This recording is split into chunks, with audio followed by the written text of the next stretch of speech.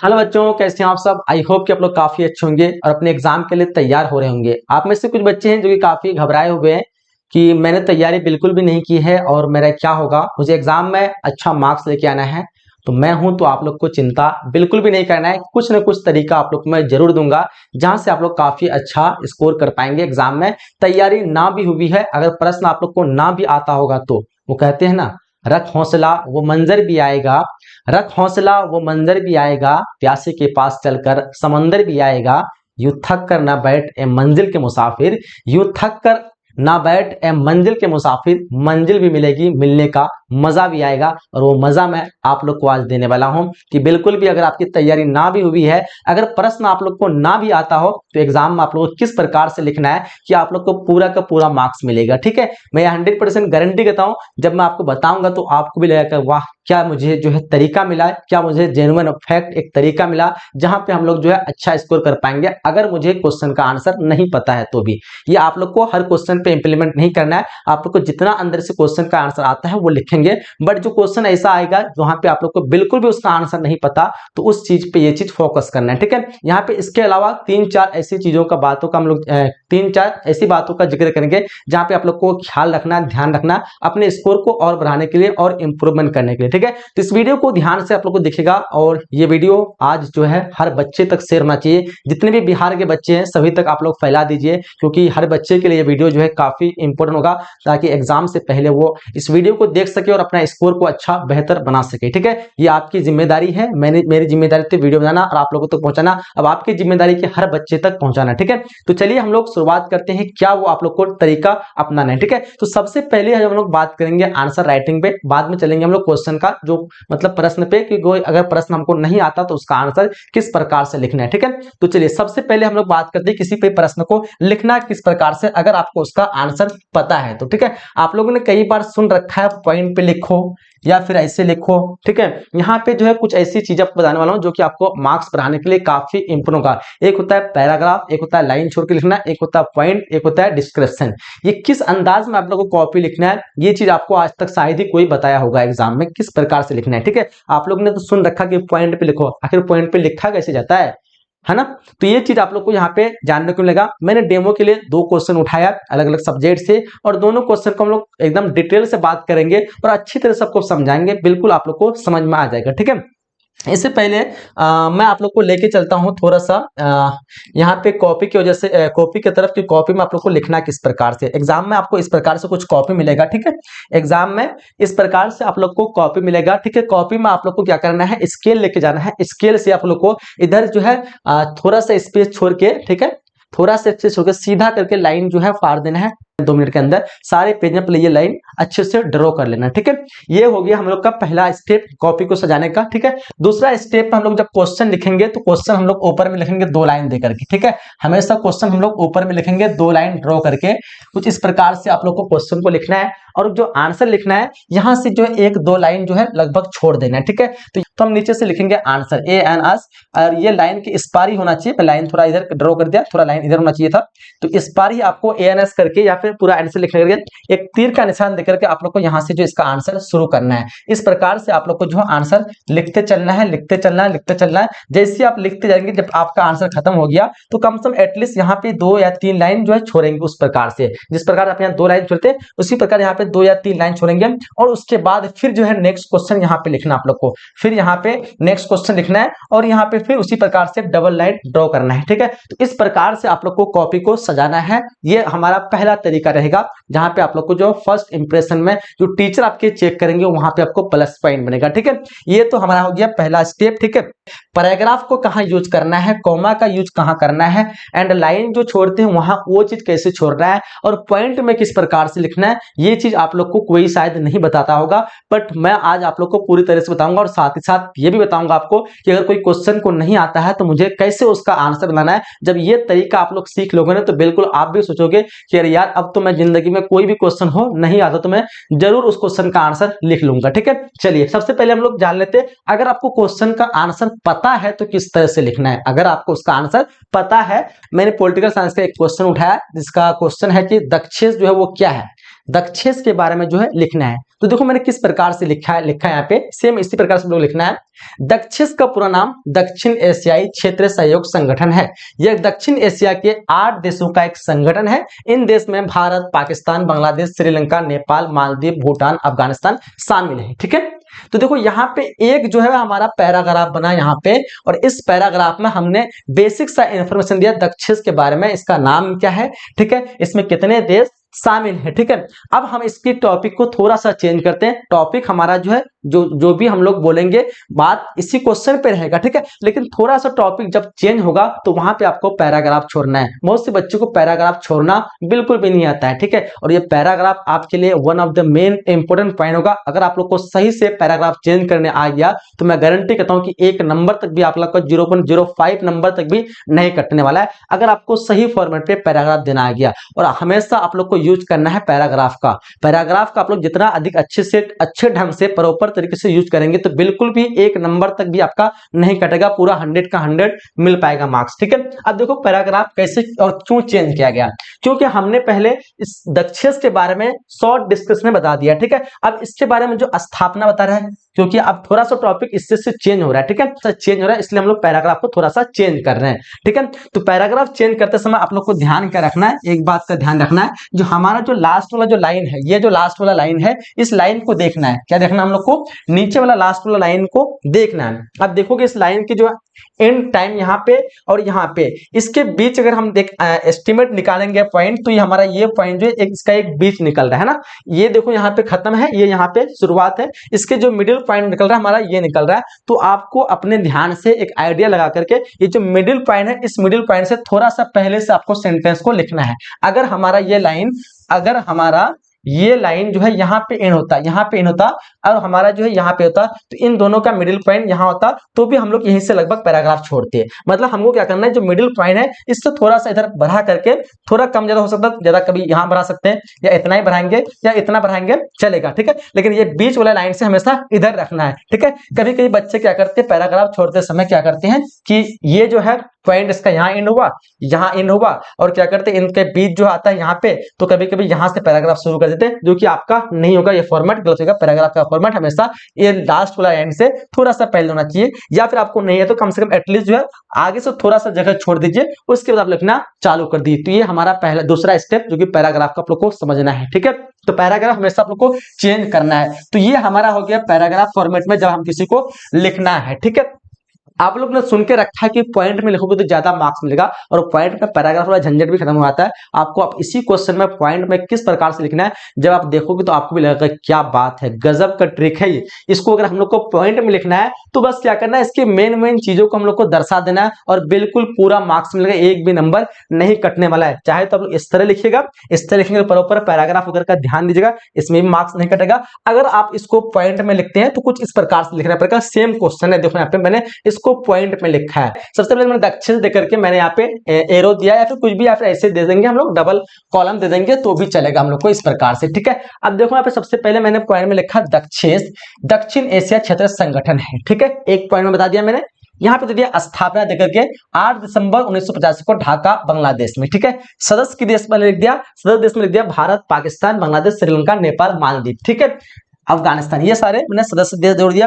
उद्देश्य जोड़ दिया आर्थिक विकास, सहयोग, शांति और स्थिरता, लोगों से क्या कहते हैं, लोगों के संपर्क। ठीक है, उपलब्धि की बात करें तो क्षेत्रीय आर्थिक सहयोग में वृद्धि, क्षेत्रीय शांति और स्थिरता में वृद्धि। अब बोलोगे ये सारी चीज कहां से है, ये सारी चीज आप देखेंगे ध्यान से तो ये इसी पैराग्राफ में है। अब देखो यहाँ पे सबसे पहले मैंने दिखाया यहाँ पे 8 दिसंबर 1985 को इसकी स्थापना ढाका बांग्लादेश में। ठीक है, वही चीज यहाँ पे देखेंगे आप लोग को, इसकी स्थापना में वही 8 दिसंबर 1985 ढाका बांग्लादेश। ठीक है, ये वहीं से उठ करके आया, कहीं बाहर से नहीं आया। अब देखेंगे ये दक्षिण एशियाई क्षेत्र सहयोग संगठन, अब देखिए यहाँ पे आपको मिलेगा दक्षिण एशियाई सहयोग क्षेत्र संगठन। ठीक है, ये यहीं से आया है। उसके बाद आगे देखिएगा, अगर आप लोग सदस्य देश यहाँ पे, तो देखिए सारे सदस्य देश के नाम यहाँ पे दिए गए हैं। आप लोग देखेंगे सारे सदस्य देश आपको यहाँ पे मिल जाएंगे। यहाँ पे आपको देखिए सारे सदस्य देश यहाँ पे इसके शामिल है। ठीक है, अगर यहाँ पे अगला पॉइंट दिखेगा, आप अगला पॉइंट में दिया हुआ है इसका उद्देश्य आर्थिक विकास, सहयोग, शांति और स्थिरता। तो आप देखिएगा यहाँ पे ऊपर में, तो ऊपर में आप लोग को यहाँ मिल जाएगा उद्देश्य है, संगठन का उद्देश्य दक्षिण एशियाई सदस्यों के बीच आर्थिक, सामाजिक, सांस्कृतिक और तकनीकी सहयोग का बढ़ावा देना। तो सारी चीजें हम लोग को इसी में दिया है, ठीक है। इसी फॉर्मेट को हमने पॉइंट में कन्वर्ट कर दिया, तो हमारा हो गया वो पॉइंट में आंसर देना। अगर आप पॉइंट में आंसर दीजिए तो यकीन मानिए बिल्कुल आपका मार्क्स कटेगा, इसमें पैराग्राफ की झंझट नहीं। और अगर आपको तरीका आता है पॉइंट में तभी दीजिएगा, ठीक है। लेकिन पॉइंट में आप कुछ भी देंगे तो भी मार्क्स मिल जाएगा वहां पे। तो इसलिए कहा जाता है सबको कि पॉइंट में लिखोगे तो ज्यादा मार्क्स मिलेगा, ठीक है। सेम चीज है, यहाँ पे मैंने पैराग्राफ में लिखा और यहाँ पे मैंने इसको पॉइंट में लिखा, ठीक है। अब चलते हैं अगला टॉपिक, अगला क्वेश्चन की तरफ। अगला हमने क्वेश्चन सेलेक्ट किया ज्योग्राफी का, ठीक है। अब देखो इस क्वेश्चन में क्या कह रहा है हम लोग को, जनसंख्या घनत्व किसे कहते हैं। अब देखो यहाँ पे जनसंख्या घनत्व का अर्थ किसी भौगोलिक क्षेत्र में रहने वाले लोगों की संख्या उस क्षेत्र से विभाजित करने पर प्राप्त परिणाम, इसे प्रति वर्ग किलोमीटर से व्यक्त किया जाता है। यानी आसान सा भाषा में कहे तो प्रति इकाई क्षेत्र पर रहने वाले लोगों की संख्या को हम लोग जनसंख्या घनत्व कहते हैं। मैंने एक डिस्क्रिप्शन लिख दिया, मेरा इसका काम खत्म हो गया, ठीक है। अब कभी कभी कहीं पे हम लोग को नोट देके लिखना पड़ता है, कभी कभी हमको कुछ अलग टॉपिक से लिखना पड़ता है, ठीक है। कभी कभी हमको उसका उदाहरण देना होता है, तो हम लोग उस स्थिति पे लाइन छोड़ते हैं, ना कि पैराग्राफ चेंज करते हैं। अगर हम यहाँ पे ये चीज लिख रहे हैं उदाहरण के लिए, तो हम इस लाइन, ये वाला लाइन का मिडिल स्थान यहाँ पे है, तो हम यहाँ से नहीं लिखेंगे, क्योंकि यहाँ पे पैराग्राफ इसमें चेंज नहीं करना है, क्योंकि हमने बात पूरा कर लिया। अब हमको इसका उदाहरण देना है या फिर नोट देकर कुछ पॉइंट लिखना है, तो हम इसके स्टार्टिंग पॉइंट से लिखेंगे। यहाँ पे हम लोग इसको लाइन छोड़ेंगे, ना कि पैराग्राफ चेंज करेंगे।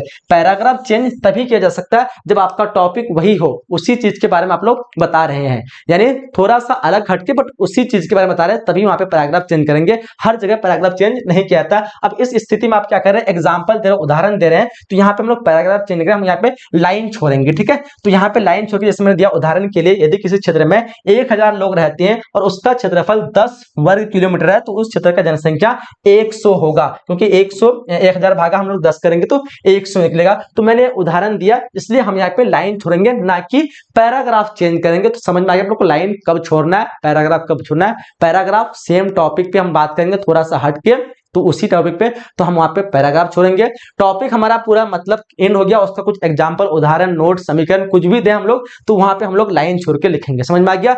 अब ये हो गया। अब इसी को अगर हम लोग को पॉइंट में लिखना हो तो अब बताओ, इसी को अगर हम लोग को पॉइंट में लिखना हो तो क्या कर सकते हैं। तो बोलेंगे इसी को पॉइंट में लिखने के लिए सारे चीज को, सेम चीज को मैंने यहाँ पे पॉइंट में दिखा दिया। देखो यहाँ पे कह रहा जनसंख्या घनत्व देखिए मैंने दे दिया, किसी भौगोलिक क्षेत्र में रहने वाले लोगों की संख्या उस क्षेत्र का क्षेत्रफल से विभाजित करने पर प्राप्त परिणाम को जनसंख्या घनत्व कहते हैं। मैंने एक पॉइंट में लिख दिया। दूसरा पॉइंट दिया, इसे प्रति वर्ग किलोमीटर में व्यक्त किया जाता है, दूसरा पॉइंट में लिख दिया।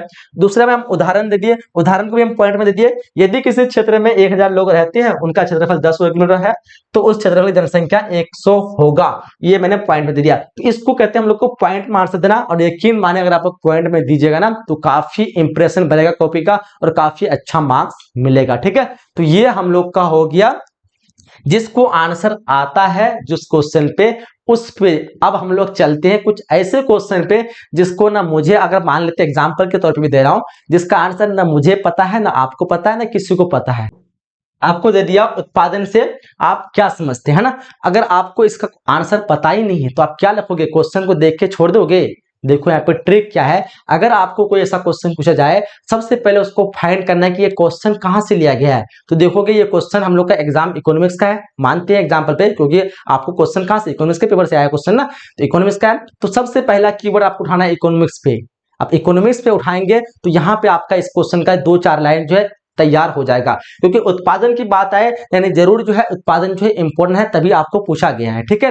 दूसरी बात, ये पूछा कहां पे गया है, आपको इकोनॉमिक्स पूछा गया है। ये तब करना है जब आपको बिल्कुल भी नहीं पता हो, इसलिए उस कंडीशन पर करना है। ऐसा नहीं कि आपको थोड़ा बहुत पता है, तो थोड़ा बहुत अगर पता है तो उसको बनाने की कोशिश करेंगे। जहां पे आपको आंसर बिल्कुल भी नहीं पता हो, बिल्कुल आपका माइंड काम ही नहीं करता, तभी ये ट्रिक आप लोग को अपनाना है, ठीक है। देखो यहाँ पे किस तरह बनाना है। उत्पादन देखो, सबसे पहला वर्ड हमारा जो उत्पादन आता है, तो हम लोग देखेंगे जो उत्पादन जो बोला गया है, ये हमारा कौन सब्जेक्ट से एग्जाम है, तो हमारा सब्जेक्ट का एग्जाम है इकोनॉमिक्स का। तो मतलब जाहिर सी बात की उत्पादन शब्द जो इकोनॉमिक्स से संबंधित है, तो इकोनॉमिक्स हम लोग क्या कर सकते हैं, अर्थशास्त्र कर सकते हैं। तो हम लोग इसको इस प्रकार से बनाएंगे, जैसे अगर मैं रहता तो मैं किस प्रकार बनाता आपको बताता हूं।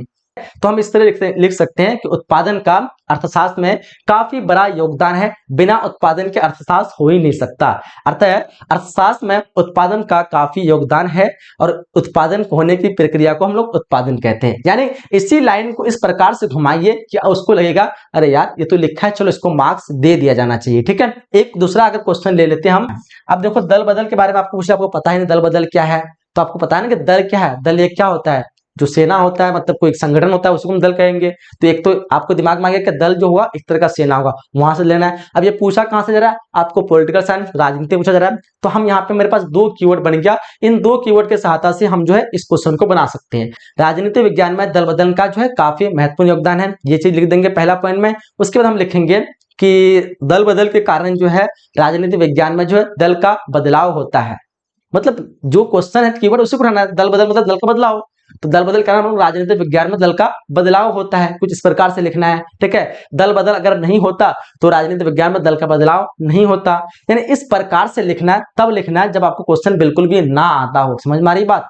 तो इस तरह से आप लोग बनाएंगे। अब बोलोगे ये तो सर 2 मार्क्स वाला में हो गया, अब 5 मार्क्स वाला में 5 मार्क्स वाला तो 2 मार्क्स में 3 4 5 लाइन लिखेंगे हो जाएगा, लेकिन 5 मार्क्स इतना लंबा कहां से बनाएंगे? तो उसके भी तरीका है, उसका भी ट्रिक है, वो भी आपको बताने वाला हूं। ठीक है, जैसे 5 मार्क्स में क्वेश्चन पूछ लिया आपको कि 1857 क्रांति में, हिस्ट्री क्वेश्चन ले लिया, 1857 क्रांति में वीर कुंवर सिंह का जो है क्या योगदान था। अब आपको पता ही नहीं कि योगदान था भी कि नहीं था, या फिर क्या योगदान था, मैंने पढ़ा भी नहीं, याद ही नहीं, तो अब मैं कैसे 5 मार्क्स में लिखूंगा, वर्णन करें ऐसा बोल दिया आपको। तो देखो यहाँ पे सबसे पहले हम लोग वीर कुंवर सिंह को उठाएंगे और 1857 क्रांति को उठाएंगे, मतलब दो हमारे पास कीवर्ड आ गया। और तीसरा कीवर्ड हमारा ये क्वेश्चन कहां से पूछा रहा है, इतिहास में पूछा जा रखा है, मतलब हमारे पास 3 कीवर्ड आ गया। इन 3 कीवर्ड के साथ हम लोग क्या करेंगे, क्वेश्चन को लॉन्ग करेंगे। अब बोलेंगे कि इतिहास में जो है 1857 क्रांति एक महान क्रांति थी, क्योंकि अगर महान क्रांति कुछ बड़ी थी तभी तो इतिहास में आया वो, मतलब एक माइंड अपना लगाना, अपना स्किल को यूज करना है हम लोग को। तो इतिहास में जो है 1857 क्रांति एक महान क्रांति थी और इसमें एक महान व्यक्ति वीर कुंवर सिंह भी शामिल है। मतलब क्योंकि 1857 आपको बता दे क्वेश्चन में कि क्या योगदान है, मतलब शामिल है तभी ना, इन आपको क्वेश्चन से ही समझना है यहाँ पे। क्योंकि अगर मान लो एग्जाम्पल के मुझे कुछ भी नहीं पता, मैं आपको बता रहा हूँ कि इसके बारे में मुझे मान लो कुछ भी नहीं पता, लेकिन हमको क्वेश्चन में तो समझ में आ रहा है ना कि कह रहा है हमको 1857 क्रांति में वीर कुंवर सिंह क्या योगदान थी, मतलब 1857 क्रांति में वीर कुंवर सिंह को जोड़ रहा है, इसका मतलब जरूर कुछ ना कुछ खास होंगे, स्पेशल होंगे, तभी ना उसको जोड़ रहा है। तो हम लोग इसी तरह लिखेंगे 1857 क्रांति काफी बड़ी महान क्रांति थी, इसमें इतिहास में काफी इसका महत्व रखता है, क्योंकि इतिहास पर हम लोग जाहिर सी बात है इतिहास में काफी इसका महत्व रखता है। वीर कुंवर सिंह की बात करें तो वीर कुंवर सिंह भी जो है 1857 क्रांति में काफी महत्व रखता है और इसलिए इसका नाम जो आज इतिहास में दर्ज हुआ। आज हर एक लोग इसके बारे में जानते हैं कि 1857 क्रांति में वीर कुंवर सिंह ने क्या किए थे। तो इस प्रकार से लिखेगा तो उसको लगेगा कि क्या बात है, मतलब ये तो जो भी लिखा है ठीक ठाक ही लिखा है और वहां पे मार्क्स कटने के चांस बिल्कुल भी कम हो जाते हैं। ठीक है, वीर कुंवर सिंह की बात करें, मतलब मैं अंदाजा बोल रहा हूँ, एक्चुअल में सारी कुछ सही नहीं है। ठीक है, आप लोग मत समझना कि सर मतलब ये सब चीज तो ऐसा मैंने पढ़ा ही नहीं है, जब आपको आंसर नहीं हो इस तरह का मैंने एग्जाम्पल सिर्फ ले रहा हूँ आप लोग को। ठीक है, वीर कुंवर सिंह की बात करें तो वीर कुंवर सिंह जो है 1857 क्रांति में काफी भूमिका निभाए, उन्हीं के कारण 1857 क्रांति में जो है सफलता मिली, भले सफलता मिली नहीं मिली आप लोग को लिख देना है, और उन्होंने जो है एक देश का नाम गौरव किया। अब किया नहीं होगा वो अलग बात है, लेकिन आपको इस तरह से थोड़ा बढ़ाना, तारीफ करना है, क्योंकि वो अच्छा कुछ किए तभी ना इतिहास में जिक्र हुआ, तभी ना आपको पूछा गया, तो उसका तारीफ इतना कर देना है जो एग्जामिनर चेक करे उसको भी लगेगा क्या बात है, हमको तो इतना नहीं पता था जितना इसको इसके बारे में पता है, तो इतना तारीफ कर देना है। इस प्रकार से आप लोगों को ये स्किल का इस्तेमाल करना है और अपने कॉपी को पूरी तरह से लिखना है। ठीक है, तो आप लोगों को सबसे पहला चीज उस कीवर्ड पे ध्यान देना है जो कीवर्ड के बारे में आप लोग को पूछा जा रखा है। दूसरी बात आपको सब्जेक्ट पे ध्यान देना है, कौन से सब्जेक्ट है उस सब्जेक्ट के साथ उसको जोड़ना है। ठीक है, अब मान लो भूगोल का एक क्वेश्चन आपको पूछ दिया, प्रवास से आप क्या समझते हैं, आप प्रवास सुना, प्रवास तो बिल्कुल भी सोचे हमको पता ही नहीं है, लेकिन आवास तो सुना होगा ना, सुनिए आवास मतलब घर होता, प्रवास मतलब उसका उल्टा ही होगा, दिख रहा है हम लोग को, मतलब घर का बाहर। तो हमारा क्वेश्चन कहां से है, भूगोल से होंगे। बात करें प्रवास की तो भूगोल में इसका काफी महत्व है, तभी तो आया है, तो हम लोग को लिख देना है भूगोल में काफी महत्व है, अतः प्रवास उसको कहेंगे जो घर से बाहर होगा। इस तरह से लिखना है, क्योंकि प्रवास मतलब आवास मतलब घर होता है, प्रवास मतलब बाहर होगा, तो अतः भूगोल में हम प्रवास का मतलब जानेंगे तो उसको कह सकते हैं घर से बाहर जाना। इस तरह से हम लोग लिखेंगे तो लगेगा कि एक्चुअल में देखा जाए तो सही भी हो रहा है थोड़ा थोड़ा, लेकिन आपको इस तरह से कनेक्ट जब करेंगे भूगोल से ऐसे तो लगेगा कि हाँ इसको थोड़ा बहुत तो नॉलेज है बिल्कुल। तो वहां पे आपको जो स्किल लगाना है सब्जेक्ट के साथ, उस कीवर्ड के साथ, और कीवर्ड के साथ को बनाना है तब जब आपको बिल्कुल भी कुछ नहीं आता होगा। तो ये वीडियो बनाने का मकसद ये था कि कोई भी बच्चे, अगर आप लोग को बिल्कुल भी आंसर नहीं पता तो खाली कॉपी नहीं छोड़ना है, आपको उस कीवर्ड के साथ, उस पुस्तक क्या कहते हैं सब्जेक्ट के साथ, और साथ ही साथ आपको थोड़ा बहुत तारीफ करना है, भले हुआ नहीं हुआ लेकिन थोड़ा बहुत आपको कुछ ज्यादा ही तारीफ कर देना है ताकि जो है आपको पूरा मार्क्स मिल जाए। ठीक है, तो ये हमारा, और इस चीज को अगर पॉइंट में लिखते हैं, प्रॉपर पैराग्राफ चेंज करके लिखते हैं तो और भी काफी बेहद जरूरी होगा, मतलब और भी काफी जो है अच्छा होगा आपका कॉपी का इंप्रेशन। ठीक है, तो उम्मीद है कि ये वीडियो आप लोगों को पसंद आया होगा। इस वीडियो को हर बच्चे तक पहुंचाएंगे और हर बच्चे तक जो है वीडियो एग्जाम से पहले पहुंच जाना चाहिए। ठीक है, चलिए हम लोग क्लास में एंड करते हैं, मिलते हैं अगली क्लास में, तब तक के लिए जय हिंद, जय Bharat and thanks for watching.